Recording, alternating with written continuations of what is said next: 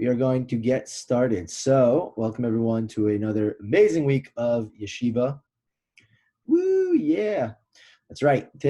This week, pre-Shavuos, pre-game, getting ready for receiving the Torah, which is really exciting.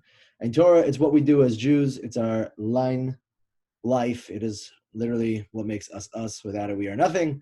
So I asked tonight one of our scholar in residence, one of the low-key, most brilliant advisors in Torah. Yep, she is quiet, but has a big mouth when it comes to Torah. Is that a compliment? I don't know.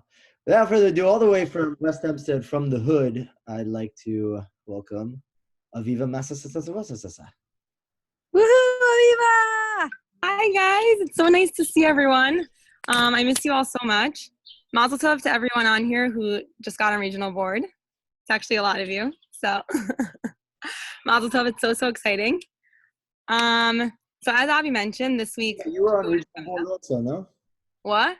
Weren't you on regional board in New York? I was, yeah. Not the same.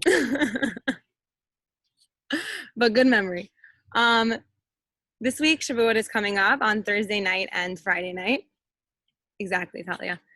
And Shavuot is the holiday of receiving the Torah, right? This was the day a lot of people stay up all night, learning Torah all night, because Shavuot is the day of receiving the Torah, and we want to take that all in as much as possible. So on different holidays, we read different books from the Torah. On Purim, we read Megillat Esther, right? That makes a lot of sense because the whole story of Esther was the whole story of Purim.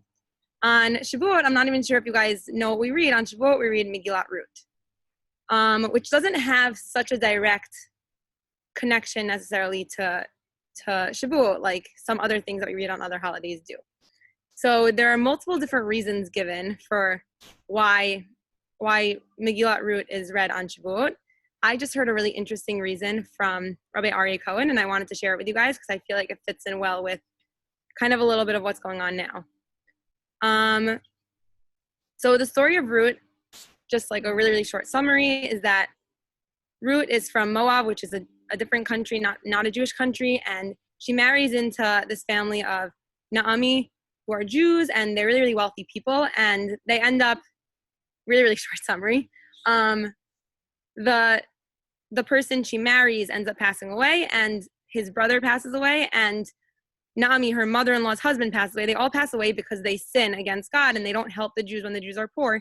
Instead of helping the Jews in Israel, they actually go away and leave Israel and go somewhere else. So Hashem ends up punishing them, and they all die. But Ruth is left with her other sister-in-law and her mother-in-law, and the other sister-in-law chooses to leave, but Ruth and her mother-in-law choose to come back to Israel. Even though they're now poor and downtrodden, they left Israel really, really wealthy and high up there, and now they just lost everything. They lost, Naomi lost her husband and her two sons. Ruth lost her husband and her brother-in-law and her father-in-law. They lost everything. They're poor, they're downtrodden, and they choose to come back to Israel. And then the rest of the story of Ruth goes that she ends up marrying somebody else in Israel, and David HaMelech, King David, ends up coming from Ruth because she's considered, Ruth is a convert, first of all, and also she's somebody who chooses to follow Hashem and chooses to come back to Hashem, even though she didn't really have to. Like, her husband, who was Jewish, who she married, died, but she chooses to come back. So Ruth is obviously the main person of this story. But Naomi, her mother-in-law, is kind of like her sidekick, like also a really important person in the story. And it's very interesting because Naomi's name, the word Naomi means like calm, and everything is calm and good. It means pleasant. But if you think about Naomi's life and what she went through, it's not really so pleasant. Naomi was rich, she was wealthy, she was doing amazingly, and her husband sinned, but she also kind of sinned. They all sinned by choosing not to help out the other Jews and choosing to leave and run away. And they all sinned, and that's why the rest of her family passed away. So she also sinned. And she ended up having a really hard life because of it, right? She ended up becoming poor, her husband, her family, everybody died. Why is Naomi called pleasant? And what does that have to do with the story of Ruth and why it's read on Shavuot? So the interesting idea I heard was that the reason Naomi is called pleasant. And the reason Naomi comes up in this story is because Naomi is somebody who sinned. She did. She got really, really low. She lost everything. She lost everything. And instead of just dealing with that loss by just going lower and lower, she chose to get back up again. Because the next thing Naomi did after she lost everything was that she returned to Israel. She returned to Israel. And it says in the story that everybody was kind of looking at her like, what is she doing? She was so wealthy and well off when she left. Now she's coming back all downtrodden, poor, gross. That could be really embarrassing and that could be really hard. She also could have chosen to just stay where she was outside of Israel and live with her daughters-in-law in a more wealthy lifestyle. But she chose to drop everything and come back to Israel, come back to Hashem, and get back up again after literally falling to the lowest of lows. And that's a message that we could get from Shavuot, and that's a message that we could get from the Kabbalah Torah, receiving the Torah, which is what we did on Shavuot. Receiving the Torah is not necessarily about the moments of inspiration. It's not necessarily about the highs, the time that it's going really, really well. But it's about that time that it's not going well and it's hard and we're in a really, really low place. And even so, we choose to get back up again. That is the message of Shavuot. That is the message of receiving the Torah.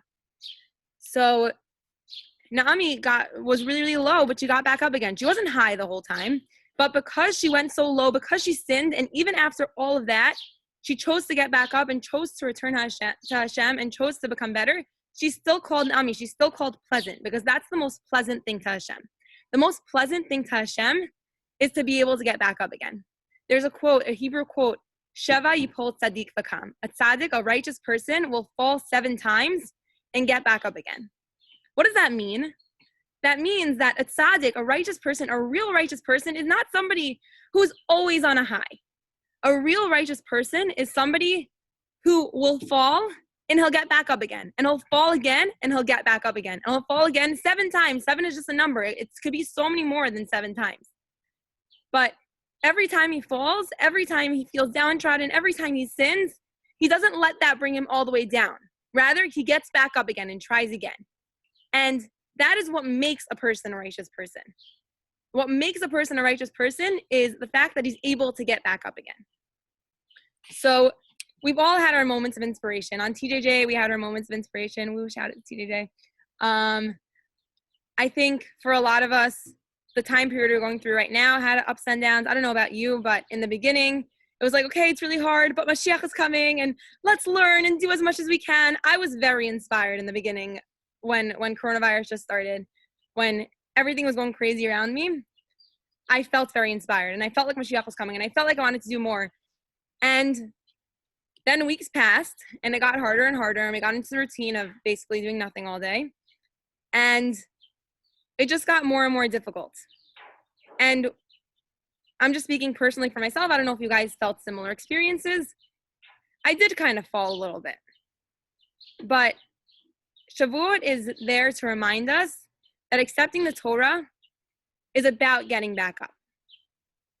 It's about, even when we've fallen, whether we fall on our couches or whatever it is, whether we got into something and then kind of just lost it. It's been a long time where we've been at home really doing nothing. Whether something difficult happened in our lives. I know there are a lot of difficult things happening right now, and it's just a really, really hard time.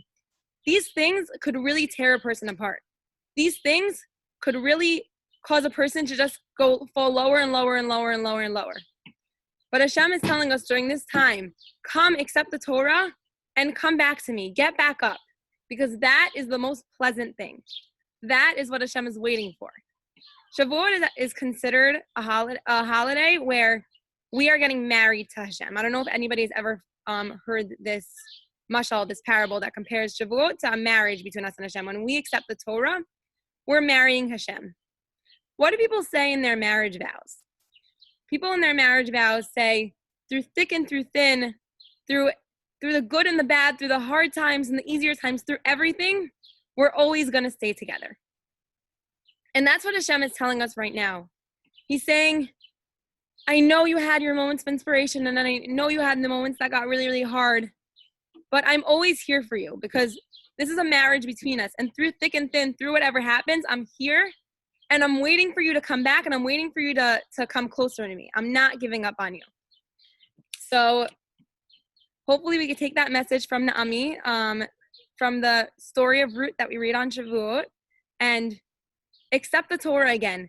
Get back up. Whatever we're going through, don't let it get you down.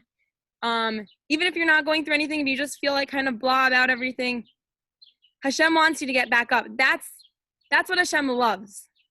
Hashem loves when we're able to take whatever difficulty we have and get back up. And Shavuot, this time period right now, is a really, really good time to do that. Renew our marriage with Hashem. Remember our vows with Hashem. Remember that Hashem still loves us through thick and thin, through everything, and He's just waiting for us to come back to Him and become closer to Him. It was really, really nice to see you guys. I'm so, so happy to see all your faces. Thank you so much. Aviva, we miss you. I missed you all too.